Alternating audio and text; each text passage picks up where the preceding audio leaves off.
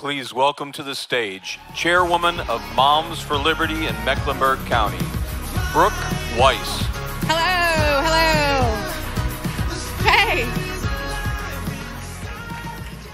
My shoes? How you like my socks? These are my Rosh Hashanah socks, y'all. I'm Jewish. I know there's at least 2 more Jewish people in the room. So, we got three. Raise your hand. So I want to wish every other Jewish person in the room and all the rest of y'all Happy New Year, Lashana Tova. We begin Rosh Hashanah Sunday evening. Anyway, I'm here, have the great distinction and honor to introduce Corey DeAngelis, who has an organization called American Federation for Teachers. Oh, I'm just joking, not for teachers. It's he pushes back on those people. He has an organization called the American Federation for Children, and he advocates for school choice and believes that the money should follow the student. Yeah. Which is something we believe in too. If you guys haven't already, come by. I've got a petition I would like everyone in this room to sign. I've got a meeting with the superintendent of Charlotte-Mecklenburg Schools on Friday and his academic decision makers to propose a system that restricts access to sexually explicit books. So, yeah, come sign my book. Corey, come on out.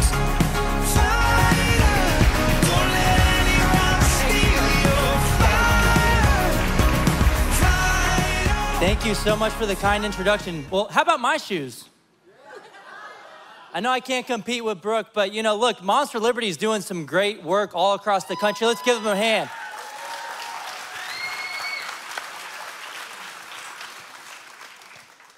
Look, we do push back against the teachers' unions, but I do want to give a special thanks to Randy Weingarten and her teachers' union lackeys for inadvertently doing more to advance the concept of school choice, homeschooling, and educational freedom than anyone could have ever imagined over the past couple of years.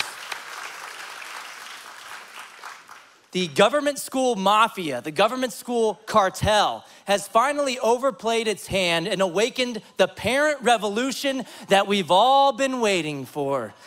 And we are winning on the case of educational freedom. Just think about 2021. We're calling that the year of school choice. Why? Because 19 states, including North Carolina, expanded or enacted programs to fund students as opposed to systems.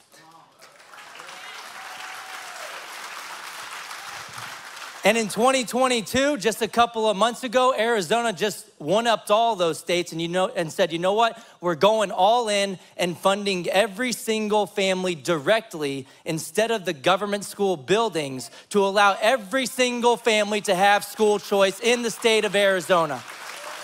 This was the biggest.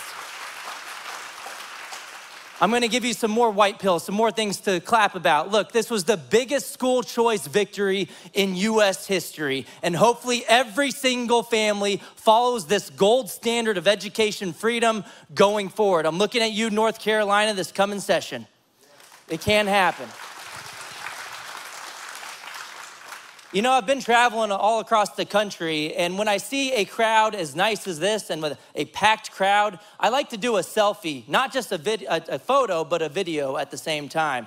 So if you guys will join me, I will post it on social media. It's pretty dang simple. Even if you went to government schools, you should be able to figure out this task.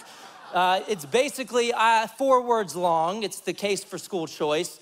When I say fund students, you say not systems. Make sense? Here we go. I promise I'm not on Twitter, which is usually the case of what's happening when I'm on my phone. I'll give you guys one chance to get this right. When I say fund students, you say not systems. It is time to fund students, not systems. We're gonna do it one more time, actually. I'll give you extra credit if you get this one right.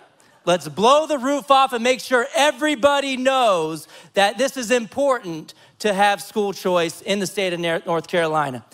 It is time to fund students, not systems. Now we're talking. Thank you guys so much.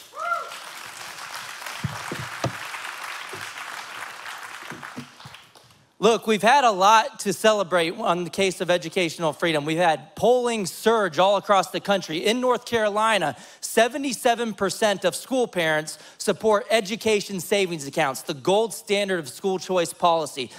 What this basically is if you want to take your children's education dollars to the assigned public school, you can still do that. If you like your public school, you can keep your public school. For real this time, unlike with the whole doctor thing. But you can take that funding to the assigned public school if you still want. That option is and still should be on the table. But if not, you can take that funding to a private school to pay for tuition and fees, including religious schools. Which is super important for this audience in particular, because look, this is the silver lining of the school closures and so-called remote learning, which, let's face it, we should stop calling it that. Let's call it remotely learning, because there wasn't a lot of learning going on. These closures hurt kids academically, mentally, and physically, but parents have woken up. They've seen what's going on in the classroom, and families who even had their kids in great schools as rated by the state, maybe they had high standardized test scores, they started to see something that is a lot more important, which is whether that kid is brainwashing you with values that don't align with your families. As Vodi Bakum once said, we can't keep sending our kids to Caesar and then act surprised when they come back as Romans.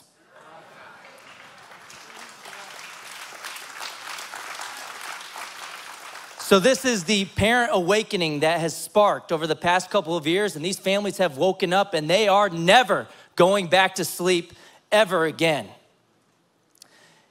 And this is the change agent. For far too long in K-12 education, the only special interest was essentially the teachers' unions, the employee unions. For far too long, the education system has been more of a jobs program for adults than an education initiative for kids. But we have a new union in town, the kids' union, and we call them parents. And they have woken up.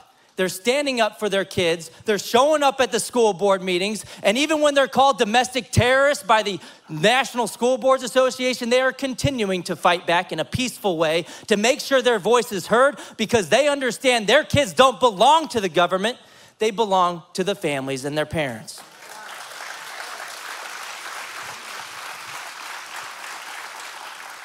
This is another silver lining, though. You know that NSBA that colluded with the Biden administration, the National School Boards Association? They sent a letter to the Department of Justice essentially implying that some parents should be labeled as domestic terrorists. Well, we should rename that communist organization to maybe something like, I don't know, the Regional School Boards Association. Why? Because 26 states have already ended their funding or their membership from the National School Boards Association. The lesson is, don't mess with mama bears and papa bears. Don't mess with grandparents, because they care about their kids more than anybody else. And they certainly care about their kids more than bureaucrats sitting in offices hundreds of miles away. I'm optimistic that we will win this war that the teachers union monopoly has waged on parents for decades, once and for all. We are finally going to free every single family from the depraved clutches of the government school monopoly once and for all. And you know what? There's not a dang thing they can do about it.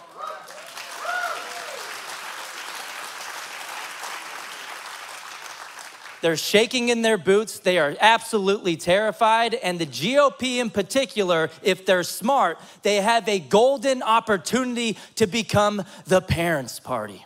Look at what happened in Virginia. That one guy, what's his name again? Terry McAuliffe in Virginia. He was on a stage like this in the final debate. And what did he say? I don't think parents should be telling schools what they should teach.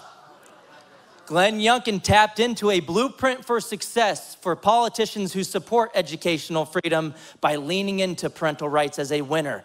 What we're starting to see all across that country is that coming out against parental rights in education, especially after the past 2.5 years, is becoming a form of political suicide. Hey, Glenn Jacobs is great. He's from the great state of Tennessee. He had a great conversation earlier.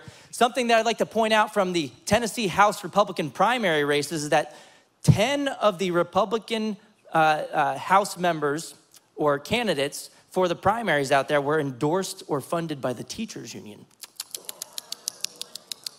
Got to hold them accountable, and the voters did. 9 out of the 10 who were endorsed or funded by the teachers' unions lost their races.